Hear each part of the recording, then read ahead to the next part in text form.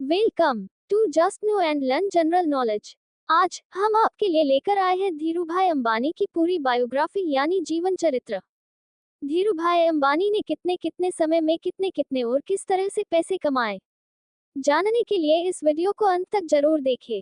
जन्म 28 दिसंबर 1932, मौत 6 जुलाई 2002, उम्र 69, मुंबई, भारत, राष्ट्रीयता भारतीय, पेशा रिलायंस उद्योग के संस्थापक, जीवन साथी कोकिलाबेन, बच्चे मुकेश अंबानी, अनिल अंबानी, नीता कोठारी, दीप्ति सालुका, पुरस्कार पद्म विभूषण 2016, धीरजलाल हीरालाल अंबानी, जिन्हें धीरूभाई भी कहा जाता है, भारत के एक चिथड़े से धनी व्यावसायिक टाइकून बनने की कहानी है, जिन्होंने रिलायंस उद्योग की स्थापना मुंबई में अपने चचेरे भाई के साथ की। कई लोग अंबानी के अभूतपूर्व उल्लेखनीय विकास के लिए अंतर पूंजीवाद और सत्तारूढ़ राजनीतिज्ञों तक उनकी पहुंच को मानते हैं, क्योंकि ये उपलब्धि अति दमनकारी व्यावसायिक वातावरण में पसंदीदा बर्ताव द्वारा प्राप्त की गई थी। अंबानी ने अपनी कंपनी रिलायंस को 1977 में सार्वजनिक क्षेत्र में सम्मिलित किया और 2007 तक परिवार की संयुक्त धनराशि 100 अरब डॉलर थी, जिसने अंबानियों को विश्व के धनी परिवारों में से एक बना दिया। उनके घर की पहली कुर्सी गिरधरलाल मेवाड़ा ने बनाई, जो गुजरात से थे। प्रारंभिक जीवन। धीरूभाई अंबानी का जन्म 28 दिसंबर 1932 को जूनागढ़, जो कि भारत के गुजरात राज्य में है, उसके गांव चोरवाड़ में हीराचंद गोवर्धनभाई अंबानी और जमुनाबेन के बहुत ही सामान्य मोट परिवार में हुआ था। उनके पिता शिक्षक थे। धीरूभाई उनके दूसरे बेटे थे। कहा जाता है कि धीरूभाई अंबानी ने व्यवसाय की शुरुआत सप्ताहांत में गिरनार की पहाड़ियों पर तीर्थयात्रियों को पकौड़े बेचकर किया था। परिवार आर्थिक तंगी से गुजर रहा था, इसलिए धीरूभाई अंबानी केवल हाई स्कूल तक की पढ़ाई पूरी कर पाए और इसके बाद उन्होंने छोटे मोटे काम करना शुरू कर दिया। जब वे 16 वर्ष के थे तो एडन यानी यमन चले गए। अदन में उन्होंने पहली नौकरी एक पेट्रोल पंप पर सहायक के रूप में की और उनकी तनख्वाह थी महज 300 रुपये महीना। 2 साल उपरांत उन्होंने टेक्सटाइल का बिजनेस शुरू किया। उनका कोकिलाबेन के साथ विवाह हुआ था और उनको 2 बेटे हैं, मुकेश अंबानी और अनिल अंबानी, और 2 बहू नीता कोठारी और दीप्ति सलगांवकर। व्यवसाय की शुरुआत। 1958 में धीरूभाई भारत वापस आ गए और 15,000 की पूंजी के साथ रिलायंस वाणिज्यिक निगम रिलायंस कमर्शियल कॉरपोरेशन की शुरुआत की। रिलायंस वाणिज्यिक निगम का प्राथमिक व्यवसाय पॉलिएस्टर के सूत का आयात और मसालों का निर्यात करना था। वे अपने दूसरे चचेरे भाई चंपकलाल दिमानी, जो उनके साथ ही एडन यमन में रहा करते थे, के साथ साझेदारी में व्यवसाय शुरू किया। रिलायंस वाणिज्यिक निगम का पहला कार्यालय मस्जिद बंदर के नरसिनाथ सड़क पर स्थापित हुआ। यह एक टेलीफोन, एक मेज और 3 कुर्सियों के साथ एक 350 वर्ग फुट का कमरा था। आरंभ में उनके व्यवसाय में मदद के लिए 2 सहायक थे। 1965 में चंपकलाल दिमानी और धीरूभाई अंबानी की साझेदारी खत्म हो गई और धीरूभाई ने स्वयं शुरुआत की। यह माना जाता है कि दोनों के स्वभाव अलग थे और व्यवसाय कैसे किया जाए इस पर अलग राय थी। जहां पर श्री दमानी एक सतर्क व्यापारी थे और धागे के फैक्ट्रियों के निर्माण में विश्वास नहीं रखते थे, वे धीरूभाई को जोखिम लेने वाले के रूप में जानते और मानते थे। वे मूल्य वृद्धि की आशा रखते थे और जोखिम लेना नहीं चाहते थे।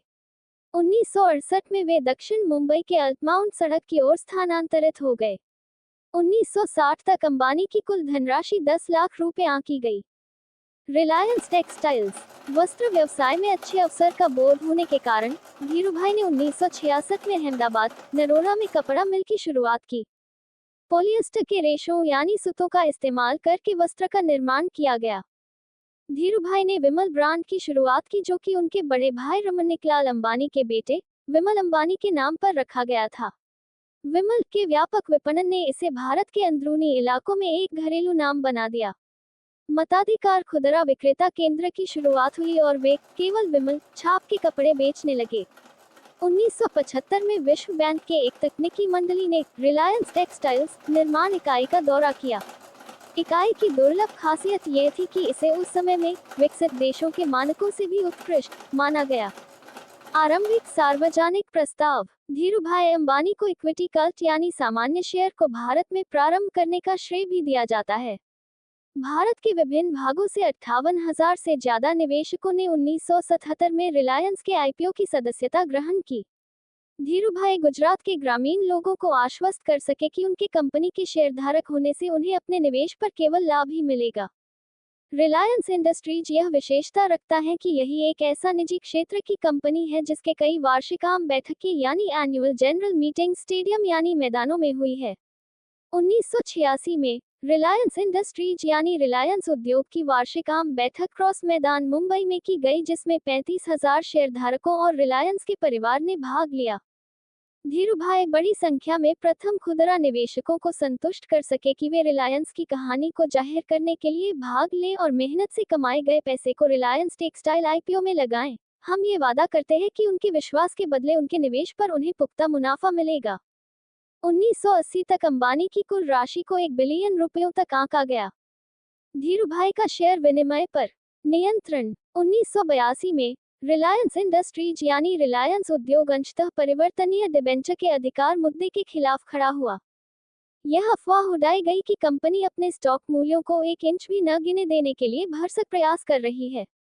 मौके की समझ रखते हुए एक बेयर कार्टेल जो कि कलकत्ता के स्टॉक ब्रोकरों का समूह था, उन्होंने रिलायंस के शेयरों की खुदरा बिक्री शॉर्ट सेल शुरू कर दी। इसको रोकने के लिए एक स्टॉक ब्रोकरों का समूह, जिसे हाल तक में रिलायंस के मित्र के रूप में संदर्भित किया जाता रहा, रिलायंस उद्योग के छोटे बिक्री किए हुए शेयर बॉम्बे स्टॉक एक्सचेंज से खरीदने लगे। बेयर कार्टेल इस विश्वास पर कार्य कर रहे थे कि बुल्स लेनदेन को पूरा करने के लिए नकदी से कम होंगे और बदला व्यापार प्रणाली, जो कि उस समय बॉम्बे स्टॉक एक्सचेंज में जारी था, के तहत समझौते के लिए तैयार होंगे। बुल्स प्रति शेयर को 152 रुपये में खरीदने को उस दिन तक बनाए रखा जब तक समझौता नहीं हो गया। समझौते के दिन बेयर कार्टेल को वापस ले लिया जब बुल्स ने शेयरों की भौतिक सुपुर्दगी की मांग की। लेनदेन को पूरा करने के लिए अति आवश्यक नकदी को स्टॉक ब्रोकरों को दिया गया, जिन्होंने किसी और से नहीं बल्कि धीरूभाई अंबानी रिलायंस के शेयर्स खरीदे थे। समझौता नहीं होने के मामले में बुल्स ने 35 रुपये प्रति शेयर के अनबदले जुर्माना राशि की मांग की। इसके साथ रिलायंस के शेयर की मांग बढ़ गई और मिनटों में 180 रुपये तक ऊपर पहुंच गई। इस समझौते ने बाजार में काफी हल्ला मचा दिया और धीरूभाई अंबानी स्टॉक बाजार के निर्विवादित सम्राट बन गए। उन्होंने अपने आलोचकों को साबित कर दिया कि रिलायंस के साथ खेलना कितना खतरनाक था। स्थिति नियंत्रण से बाहर हो रही थी। इस स्थिति का समाधान खोजने के लिए बॉम्बे स्टॉक एक्सचेंज को 3 व्यावसायिक दिनों तक बंद कर दिया गया। बॉम्बे स्टॉक एक्सचेंज के अधिकारियों ने इस मामले में हस्तक्षेप किया और अनबदला को 2 रुपये तक नीचे ले आए, ये तय करते हुए कि बेयर कार्टेल को आने वाले कुछ दिनों में शेयर प्रदान करने पड़ेंगे। बेयर कार्टेल ने रिलायंस के शेयर ऊंचे दामों में बाजार से खरीदे और यह भी जानने में आया कि धीरूभाई अंबानी ने स्वयं इन शेयरों को बेयर कार्टेल को मुहैया कराया और बेयर कार्टेल के जोखिम से अच्छा मुनाफा स्वस्थ लाभ कमाया। मृत्यु। इस हादसे के बाद कई सवाल उनके आलोचकों और प्रेस द्वारा उठाए गए। बहुत सारे लोग ये समझ नहीं पाए कि संकट के समय में एक धागे का व्यापारी कुछ सालों पहले इतनी बड़ी नकद राशि कैसे बना सकता है। इसका जवाब संसद में तात्कालिक वित्त मंत्री प्रणब मुखर्जी ने दिया। उन्होंने सभा को सूचित किया कि एक अप्रवासी भारतीय ने रुपये 22 करोड़ तक निवेश 1982 से 83 तक रिलायंस में 22 करोड़। ऐसे निवेश कई कंपनियों जैसे क्रोकोडाइल, लोटा और फियास्को के माध्यम से की गए। ये कंपनियां शुरुआती तौर पर स्टेट ऑफ मैन में पंजीकृत की गई थी। दिलचस्प बात यह थी कि इन कंपनियों के प्रवर्तकों या मालिकों के एक समान कुल नाम थे शाह।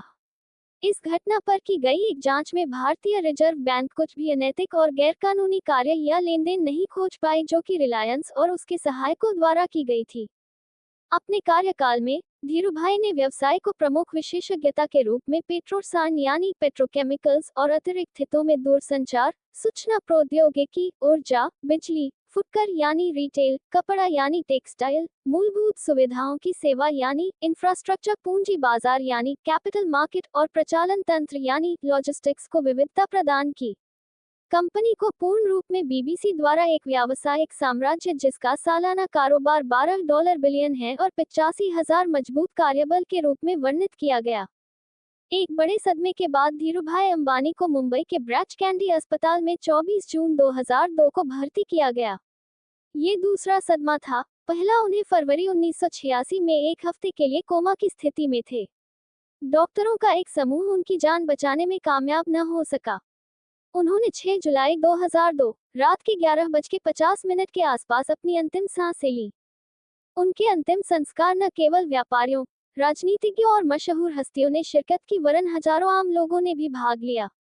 उनके बड़े बेटे मुकेश अंबानी ने हिंदू परंपरा के अनुसार अंतिम संस्कारों को पूरा किया। उनका अंतिम संस्कार 7 जुलाई 2002 को मुंबई के चंदनवाड़ी शवदाह में करीब शाम के 4:30 बजे भारतीय समय पे किया गया। उनके उत्तरजीवी के रूप में उनकी पत्नी कोकिलाबेन और 2 बेटे मुकेश अंबानी और अनिल अंबानी और 2 बहुएं नीता कोठारी और दीप्ति सलगांवकर बचे हैं। धीरूभाई अंबानी ने अपनी लंबी यात्रा बॉम्बे के मूलजी जेठा कपड़े के बाजार से एक छोटे व्यापारी के रूप में शुरू की। इस महान व्यवसाय के आदर के सूचक यानी चिन्ह के रूप में मुंबई टेक्सटाइल मर्चेंट्स ने 8 जुलाई 2002 को बाजार बंद रखने का फैसला लिया। धीरूभाई के मरने के समय रिलायंस समूह की सालाना राशि ₹75,000 करोड़ या $15 बिलियन 1976 से 77 रिलायंस समूह की सालाना राशि 70 करोड़ रुपए थी और ये याद रखा जाना चाहिए कि धीरूभाई ने ये व्यवसाय केवल 15,350 यूनाइटेड स्टेट्स डॉलर्स रुपए से शुरू की थी। तो दर्शक मित्रों, ये थी धीरूभाई अंबानी की पूरी जानकारी। हम आगे भी जनरल नॉलेज से रिलेटेड वीडियोस आपके लिए जरूर लेकर आएंगे। तब तक के लिए जय हिंद, जय भारत।